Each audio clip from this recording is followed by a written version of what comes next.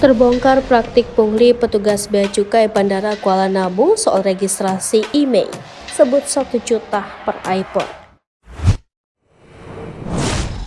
Praktik curang yang dilakukan petugas Bea Cukai Bandara Kuala Namu menjadi perhatian. Para petugas Bea Cukai melakukan kecurangan dengan menerima suap pendaftaran IMEI iPhone. Dalam surat terbuka itu, petugas mendaftarkan IMEI iPhone menjadi Android sehingga tidak ada pajak yang dikenakan bagi pemilik iPhone. Praktik curang petugas Bea Cukai ini telah dibenarkan oleh Direktorat Jenderal Bea Cukai. Dirjen Bea Cukai langsung bereaksi usai beredar surat terbuka tentang modus dugaan kejahatan para pejabat Bea Cukai soal IMEI handphone seperti iPhone. Hal itu beredar di media sosial yang ditulis oleh pegawai milenial Bea Cukai.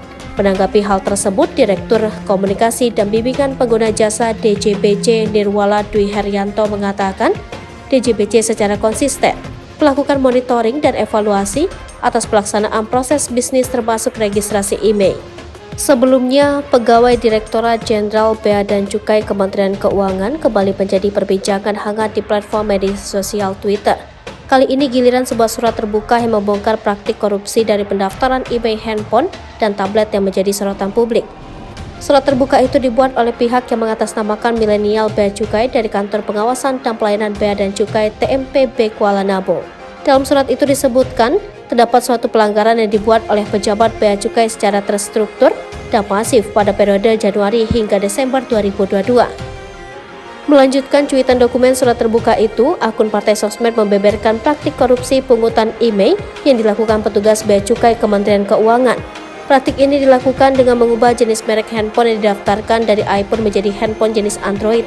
Langkah itu dilakukan untuk memanfaatkan celah pembebasan barang penumpang senilai $500 Amerika Serikat.